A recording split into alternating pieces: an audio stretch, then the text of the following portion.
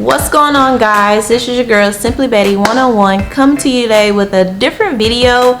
I know I didn't post a video last week because I was going through a lot of unnecessarily trials and tribulations. I was pretty busy and I was trying to wrap my mind about this new series that I'm starting for you guys. So if you are new to the channel, go ahead and hit that subscribe button and the notification bell. If you're not new, thanks for returning back to my channel. I do understand that YouTube does have a new algorithm for the notification bell system.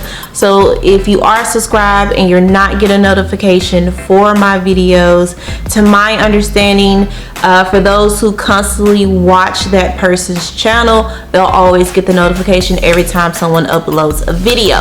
Without further ado, let me just go ahead and introduce this new series of videos that I'll be doing. They're going to be somewhat similar to the ones that I've been doing previously, but this is all basically what I call them my mommeries, past memories and present worries of being a stay-at-home mom, and the things that I have went through and things that I've been going through currently. So I thought it would be a great idea to start this video off with conversations about my pregnancies. For those of you who do not know, I only have one child, but I have been pregnant 3 times. Of course, there's one or two options. I either got an abortion or I had a miscarriage, and for me it was the latter of the situations with me. I had 2 miscarriages and it was very trying time for me. From my experience, women don't talk about miscarriages too much for whatever reason. Well, to me, I feel like it's mostly because you feel shameful as a woman when you had a miscarriage. Maybe the first miscarriage you'll talk about, but when you constantly are having miscarriages, you can kind of feel shameful because in your mind, the sole duty of a woman is to provide children. Well, not the sole duty, but one of the primary reasons that we are women is, to populate the earth, basically, to give birth to however many kids that you feel like that is necessary for you, and so forth. And I do know that can be hard sometimes, especially when our bodies are not lining up with the images that are in our heads. For me, for an example, well, for one, I didn't even think I could get pregnant. I have a history of cervical cancer in my family, and literally every woman, to my knowledge, in my family on my mother's side has had cervical cancer. So I figured that if I held off from having children, because a lot of the women in my family had children early, which I don't know. I know this has nothing to do with it now, but in my mind, I felt like pregnancy triggered the cervical cancer thing, and it just really went downhill from there. But my first miscarriage was back in October of 2012. It was a complete shock, and that pregnancy literally was a trial. Like, I didn't even think I was pregnant, and when I did find out that I was pregnant, instead of staying with my then boyfriend, well, he's not my husband, instead of staying with him and trying to work this out, I literally just got up and left. I literally just drove home. I drove 4 hours home. I got to my mom and I was like, I think I might be pregnant. She's ecstatic, by the way, just screaming, jumping for joy, and the expression on my face is like, I need you to tone that down 20 notches, please, because we're not on the same wavelength. You're talking to a person who did not want kids at first, and that's because I helped raise my brothers, and I just felt like kids were so bad, and I was just like, no, I don't want these troubles and heartaches. Like, kids don't listen, they talk back, they're messy, they boo-boo all over the place, you're at their needs every second of the day. You have to play doctor, teacher, you have to be a provider, nurturer, and I just, for me, emotionally and mentally, I just felt like that was draining, and I just wanted to enjoy my 20s and do absolutely whatever I wanted. I didn't want a child crying in the middle of the night waking me up.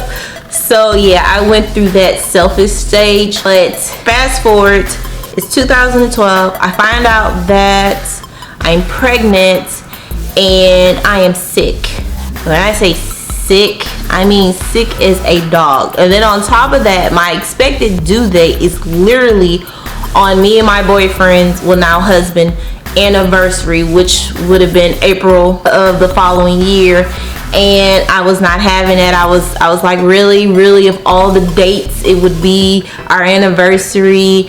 And I couldn't hold anything down. I could barely eat crackers. I could barely drink water. I didn't have any energy. I didn't want to do anything. I literally wanted to just lay in the bed.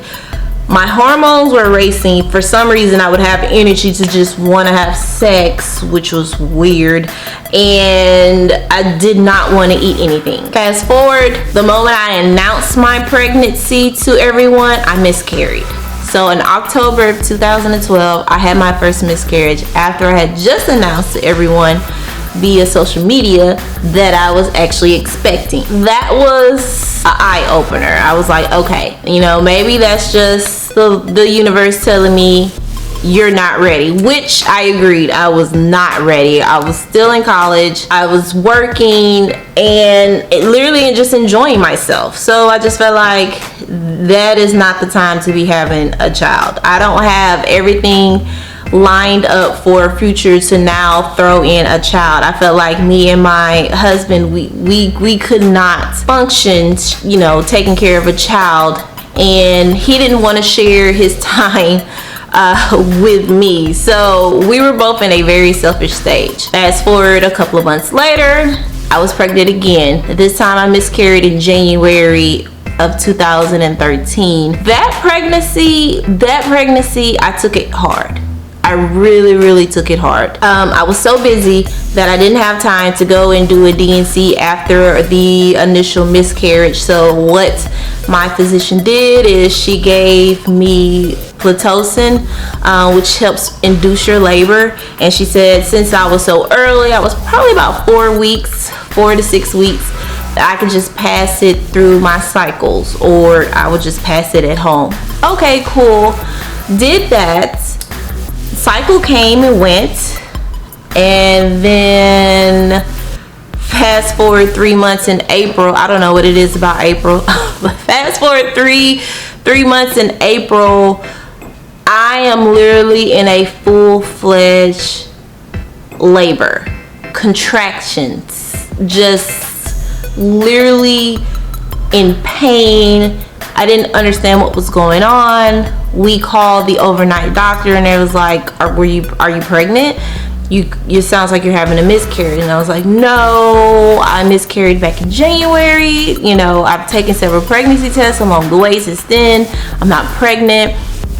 And the physician literally said, the on-call physician literally said, well, it sounds like you never really passed the infant out back in January. So now your body is literally rejecting the fetus at this point. So, cool. That's fine. Made it through those couple of days. Now, my cycles after that got extremely weird. When I say weird, I always had like stupid, ridiculous cycles in the first place, to where normal people's cycles will probably last about 5 days on average, give or take. My cycles, on the other hand, would last on average 7 days. Now sometimes it could span to 9 days, but on average about 7 days, which would be cool if the cramps weren't so excruciating. Like those first 2 or 3 days of my cycle, I will be curled up in a fetal position crying my eyes out because I was in so much pain. I would have to miss the first 2 days of school, which sucked. And so eventually, and I'm running through pills, Advils, Aleve, and even the pills that my physician prescribed me, which were like big horse pills. One was like 800 milligrams and the other one was like maybe 300 milligrams. And I'm taking all these pills every day, and it was just stupid. So now, after my second miscarriage, I'm having my normal cycles, except on those last 2 or 3 days, I'm literally contracting like I'm pushing out a baby, like, and it would just be clots, and it was just weird. And I go to my doctor because this was happening for like 3 or 4 months, maybe even longer, because I didn't have a second D&C until like September of 2013, where she actually was able to go in and correct everything, even my cycles. After that big ordeal for those 2 years, me and my husband sat down and was like, okay, we agree that we don't want kids right now, but we also agree that we don't want the option taken away from us. We've gotten over the fact that, okay, yes, now we know that I can actually get pregnant, because at that point I had been on birth control, depot shots, 2004 all the way up until 2014. So for a span of 10 years I was on the depot shots. And you know, I don't know if it's facts, I never checked it, but rumors is that when you're on birth control for so long, it hinders you from getting pregnant, and your chances of getting pregnant are slim. Not to mention when you factor in that I had a LEAP procedure, because the notion that I thought where you didn't get cervical cancer because you didn't have kids just yet, yeah, that was a lie. I was starting to progress in stages 2 and 3 of cervical cancer, not full blown.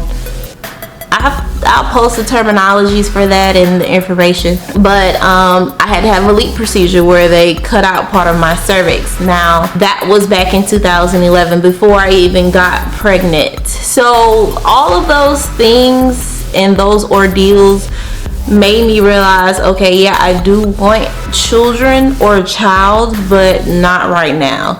And the fact that the shame and the embarrassment and the hurt and all of the questions, like why, even though I feel like it's not the best time, but just why is my body rejecting pregnancies? At this point, I went into postpartum depression, and it was hard. It was extremely hard, because it tore a rift between me and my husband. We separated literally for a year, and that was literally one of the hardest years, because I had to do a lot of soul searching to figure out myself. I needed to think, I needed to be by myself, I needed to just process everything that was going on with my body, with my life. By this time I'm in master's program, I've graduated with my bachelor's, now I'm trying to get my master's, and all of these things are going on, and my friends around me are progressing in life and doing very well, and I just felt like I was stagnant. So the postpartum, even though I didn't have a child, and which I didn't later on, wasn't able to diagnose that, yeah, you can still get postpartum even though you have miscarriages. Your hormones are still out of whack. My body was shot. You know, I went through so many changes that I didn't think I could recover. And slowly but surely, you know, I was able to get my mind back right. Me and my honey bun got back together. So then you fast forward to 2015, again, April. But it wasn't really like we were going at it in a good way, but it wasn't until May that I was pregnant again. This time with a successful pregnancy. It wasn't all successful, but I was able to carry him 40 weeks full term, and I had him naturally, which was a wonderful, scary feeling. but it was good. You know, that third pregnancy, it gave me a couple of scares. My cervix was small, and so they thought they were going to have to put me on bed rest early, but luckily my body corrected itself and was like, nope, we're not going to put her through this anymore. We're just gonna we're gonna get it right this time. And I carried him a full 40 weeks, full term, and I kid you not, by that 40th week I was so ready for him to come out. But everything lined up. He came out a healthy, big hand, big foot. I think it was 6 pounds, 6 or 7 pounds. I have to look again, but yeah, he was very healthy, breastfed, and it was a success story. So I say all of that to say that we as women, we have to be more open about things that are going on with ourselves, communicating with other women, because you never know that security blanket that you may need. It may just come from a sister, a cousin, your mom. We don't discuss all the failures. We like to discuss all the successes, but I think those failures help build you up to the success that you are, and you're able to appreciate things more when you explain those failures, you recognize them, and you can move on. It wasn't until I was having miscarriages until I found out that my sister-in-law had miscarriages, my cousin was having miscarriages, but everybody was doing these things like I was, with a smile on their face and acting like there is nothing wrong with us when we're in shambles. You know, we need that support system. So hopefully this video wasn't too long, and let me know what you guys think in the comment section below about these new series of videos that I'm doing. Again, these are Mommeries, the word mom with memories, well, part of the word memories added to the end, where I talk about past memories and current worries or present worries. So if you like the video, hit that thumbs up. Don't forget to hit the subscribe button. And this is your girl, Simply Betty 101, and I will talk to you guys later.